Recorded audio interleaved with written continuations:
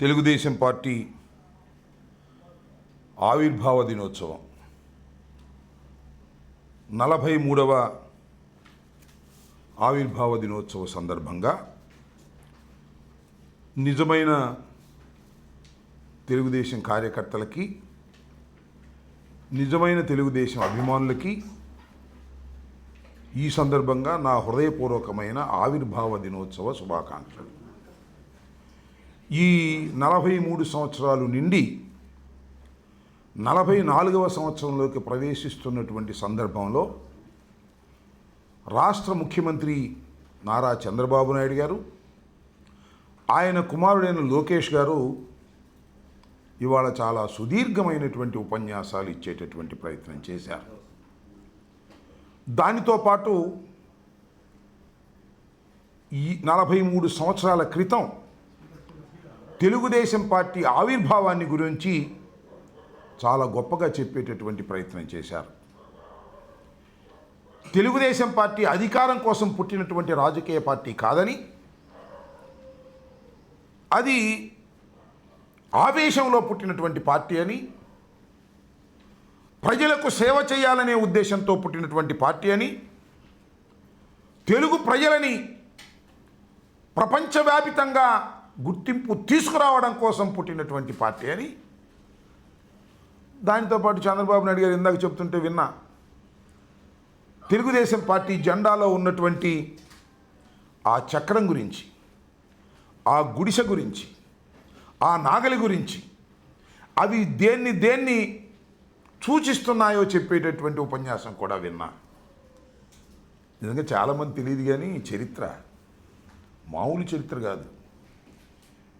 ఆయన చెప్పినటువంటి ఈ 3 గుర్తులు కలిగినటువంటి జెండా ఆవిష్కరించినప్పుడు 43 సంవత్సరాల క్రితం తెలుగుదేశం పార్టీ పుట్టినప్పుడు నందమూరి తారక రామారావు గారు ఆవేశంగా ఆశయంతో ప్రారంభించినప్పుడు, అయ్యా చంద్రబాబు నాయుడు గారు ఎక్కడున్నారు?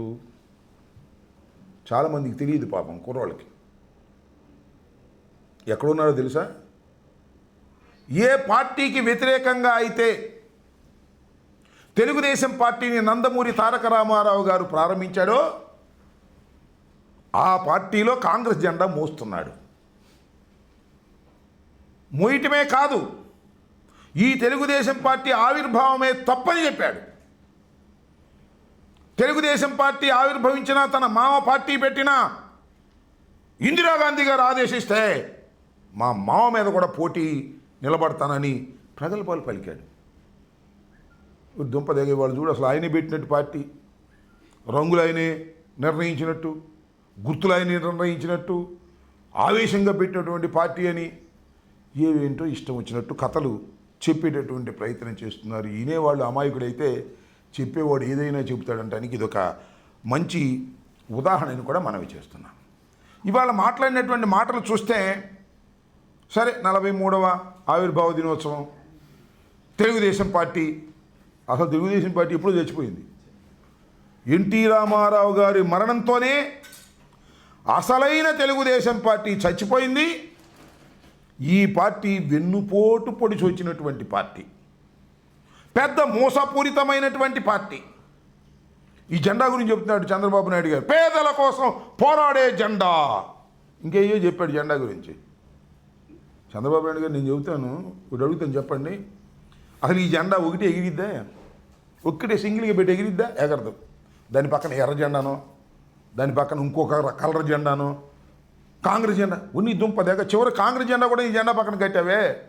ఎన్టీ రామారావు గారు పెట్టినటువంటి పచ్చ జెండా పక్కన కాంగ్రెస్ జెండా కూడా పెట్టుకున్నావు ఎగరటం కోసం. ఎర్ర జెండాలు పెట్టావు, భారతీయ జనతా పార్టీ జెండాలు పెట్టావు, బీఎస్పీ జెండాలు పెట్టావు. అసలు భారతదేశంలో ఉన్నటువంటి అన్ని పార్టీల జెండాలు నీ పక్కన పెట్టావు. చివరికి జనసేన పార్టీ కూడా నీ పక్కన పెట్టుకున్నావు. ఇది ఎగిరిద్ది అంటావు. ఏం ఎగిరిద్ది? ఆ జెండాలది ఎగటం కాదు, పడుకోవటం. ఇక సింగిల్గా వెళ్ళే ధైర్యం లేనటువంటి ఒక రాజకీయ పార్టీ చంద్రబాబు నాయుడు గారి చేతిలో ఉన్నటువంటి రాజకీయ పార్టీ. దాని గురించి ఇవాళ గొప్పలు చెప్పేటటువంటి ప్రయత్నం ఇవాళ చేస్తున్నారు. అన్నిటికన్నా మించి చంద్రబాబు నాయుడు గారు ఒక మాట చెప్పాడండి ఇవాళ ఆవిర్భావ దినోత్సవ సందర్భంగా. ఒక గొప్ప మాట చెప్పాడు. అదేంటో తెలుసా? సూపర్ 6 చేయాలనుకున్నాం. బయట నుంచి చూసినప్పుడు సూపర్ 6 చేసేద్దాం అనుకున్నాం. లోపలికి వెళ్ళి చూస్తే సూపర్ 6 చేయలేకపోతున్నాం. అంటే అధికారంలో లేనప్పుడు సూపర్ 6 చేయాలనుకున్నాడు, అధికారంలోకి వచ్చిన తర్వాత సూపర్ 6 చేయని అంటున్నాడు. దీన్నేగా రేవు దాటిన తర్వాత తెప్ప తగలేయటం అనేది. దీన్నేగా ఓడ మీద ఉన్నప్పుడు ఓడ మల్లయ్య, ఓడ దిగిన తర్వాత బోడి మల్లయ్య అనేది. దీన్నేగా అక్కడ తీరిన తర్వాత అదేదో అనేది. చంద్రబాబు నాయుడు గారి చరిత్ర అంతా కూడా ఇచ్చిన వాగ్దానాలను నెరవేర్చుకోకుండా ప్రజల్ని మోసం చేయటం తప్ప ఏమైనా ఉందా నేను అడుగుతా ఉన్నా. అసలు నీ ఆదర్శాలు ఏమిటి చెప్పు, నాకు అర్థం కదా. ఆదర్శంతో పుట్టినటువంటి పార్టీ అంటావు. ఏంటి నీ ఆదర్శం? ఓసారి వెళ్ళి ఆదర్శం. ఎవరితో అయినా జత కడతావు, ఎవరితో అయినా వెళ్ళిపోతావు, ఏ ఘాతుకానికైనా పాల్పడతావు. అధికారమే పరమావధిగా ఇవాళ ఎన్టీ రామారావు గారు పెట్టినటువంటి రాజకీయ పార్టీని నడుపుతున్నటువంటి వ్యక్తి నారా చంద్రబాబు నాయుడు. అధికారం ఇంకేం అవసరంలా. నేను చూశానయ్యా, మీరు వెళ్ళారో లేదో, ఇవాళ చాలామంది కార్యకర్తల గురించి మాట్లాడాడు. అంతకుముందే కార్యకర్తలు కాగితాలు తీసుకొస్తున్నారంట. ఆగనయా కార్యకర్తలు, ఇస్తాం కదా తొందరపడితే ఎలాగా అని డబ్బా ఇస్తున్నాడు. ఇది కార్యకర్తల పార్టీ. కార్యకర్తల పార్టీనా? శాశ్వతంగా ఉండాలండి ఈ పార్టీ. ఎందుకోసం ఉండాలి శాశ్వతంగా? మీ అబ్బాయి కోసం ఉండాలి శాశ్వతంగా. అసలు ఏంటి నాకు అర్థం కాల. చంద్రబాబు నాయుడు గారు, మీరు 4వసారి ముఖ్యమంత్రి అయ్యారు, ఇన్ని సంవత్సరాలు పరిపాలన చేశారు. మీ చరిత్ర ఏంటి?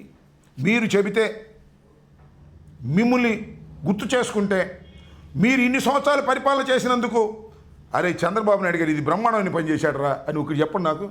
అదేమంటే హైటెక్ సిటీ అంటాడు మాట్లాడితే. హైటెక్ సిటీ ఆయన గడిచేది ఏంటి నాకు అర్థం కాల. హైటెక్ సిటీ చరిత్ర తెలిస్తే అర్థమైంది. అది ఎన్ జనార్దన్ రెడ్డి గారి టైంలో ఫౌండేషన్ వేశారు. ఇది కట్టే సమయానికి ఆయన ముఖ్యమంత్రి అయ్యాడు. ఇంతే, అంతకు మించి ఏమీ లేదు. దేశవ్యాపితంగా వచ్చినటువంటి మార్పుల్లో ఐటీ వచ్చింది. దానికి నేనేనంటాడు జెండా పుచ్చుకుని.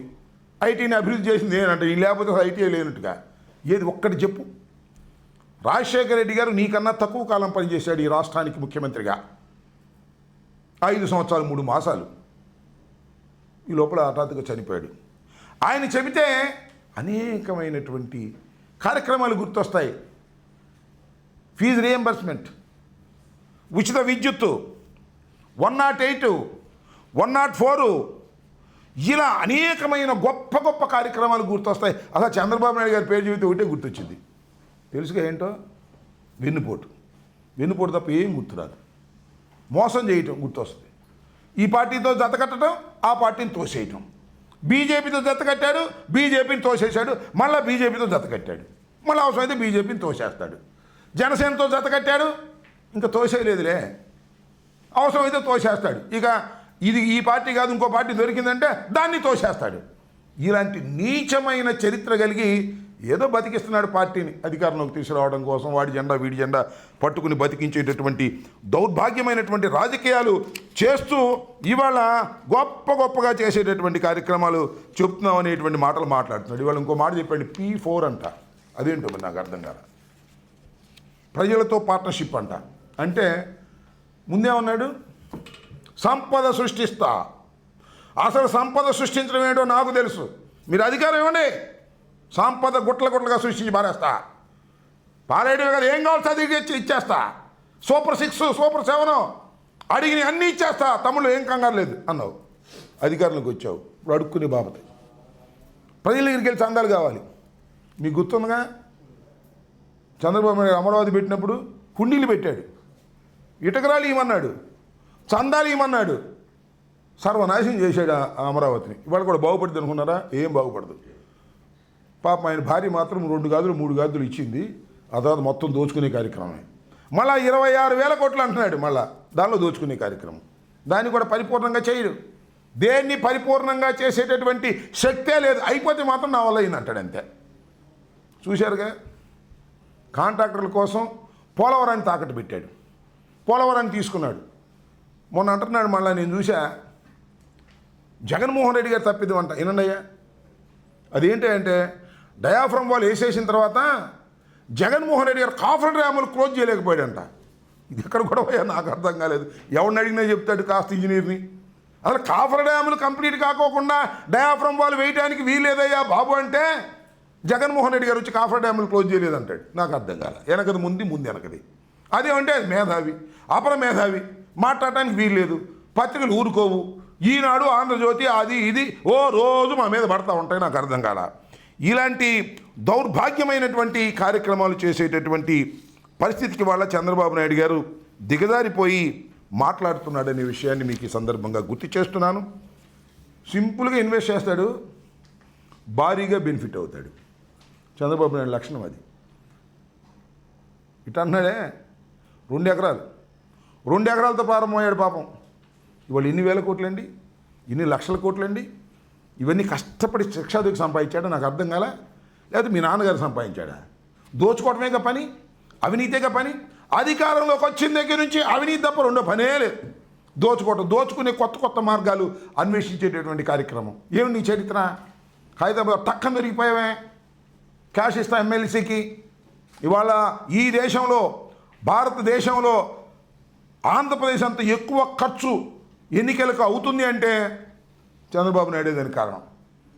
ఆయన డబ్బులు దోచుకోవడం, జనానికి పంచడం, ఎన్నికల్లోకి వెళ్ళటం అనేటువంటి ఒక దుష్ట సాంప్రదాయాన్ని అతి వేగంగా తీసుకొచ్చినటువంటి వ్యక్తి నారా చంద్రబాబు నాయుడు గారు అనేది ఈ సందర్భంగా నేను మనవి చేస్తున్నాను.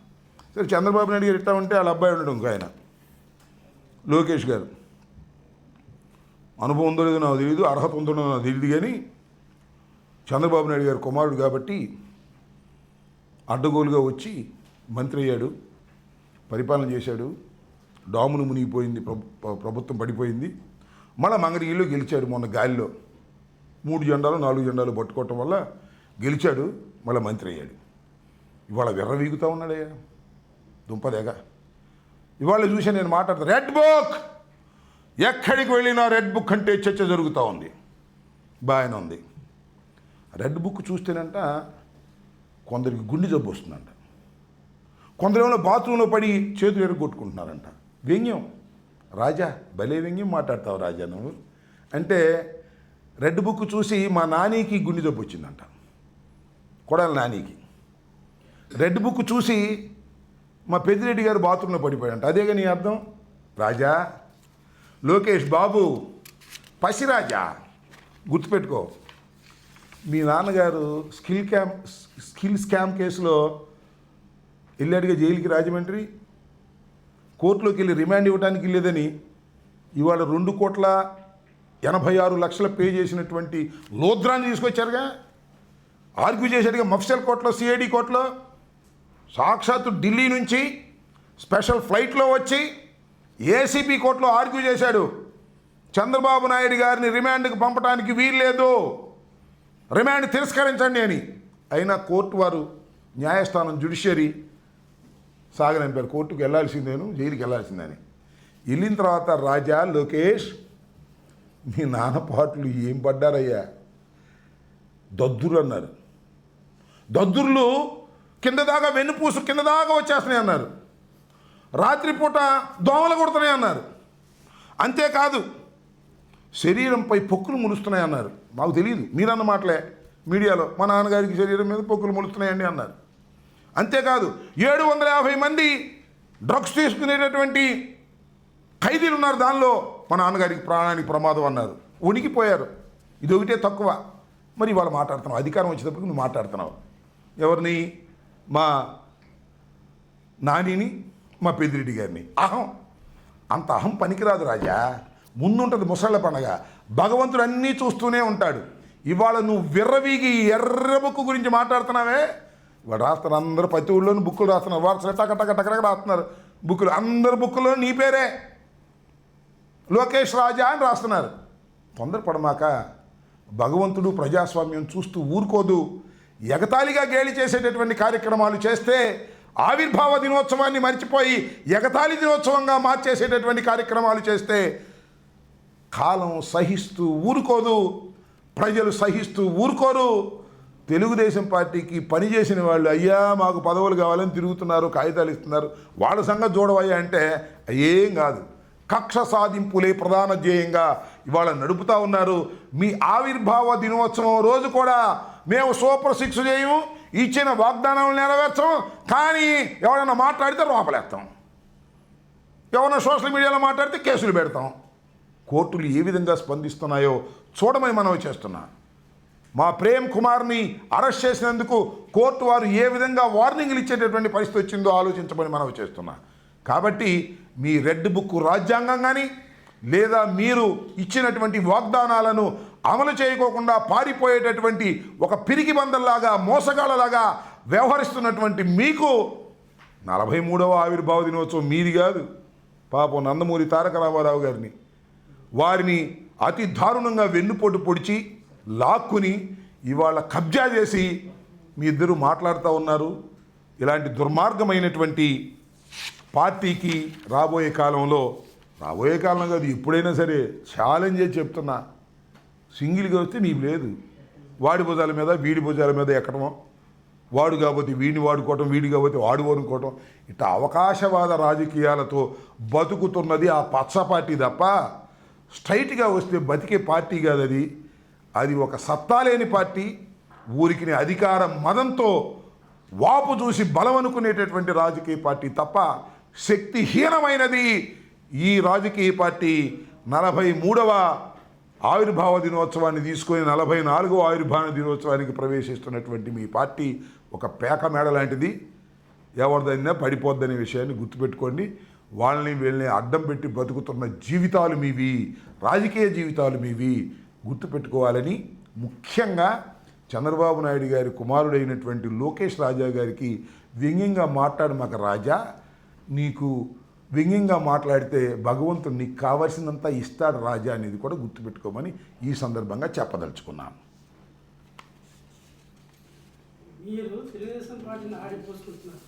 ఆడిపోసుకున్నావా?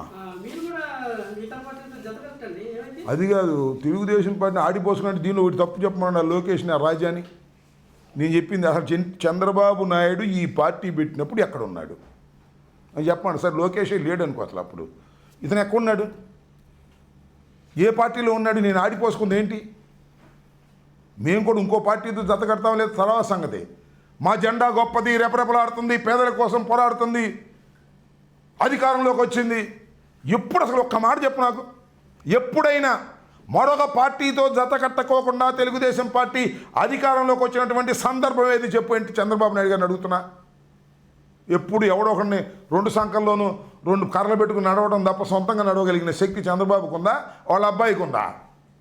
ఏ పవన్ కళ్యాణ్ భుజం మీదో లేకపోతే ఆ భారతీయ జనతా పార్టీ భుజం మీదో, ఈ రెండు కాకపోతే సిపిఐ సిపిఎం భుజం మీదో, ఇవన్నీ కాకపోతే కాంగ్రెస్ భుజం మీదో ఎక్కడం తప్ప నీకు అసలు సొంతంగా నడిచే శక్తి ఉందా? ఎందుకు ఊరికి అధికారం ఉందని డప్పాలు కొట్టుకునే కార్యక్రమం తప్ప నేను చెప్పిన దానిలో ఏముంది? నేను ఎక్కడ ఆడిపోసుకున్నాను, ఎక్కడ అవాస్తవం చెప్పాను చెప్పమని అడుగుతా ఉన్నా. ఇంకా ఓకే,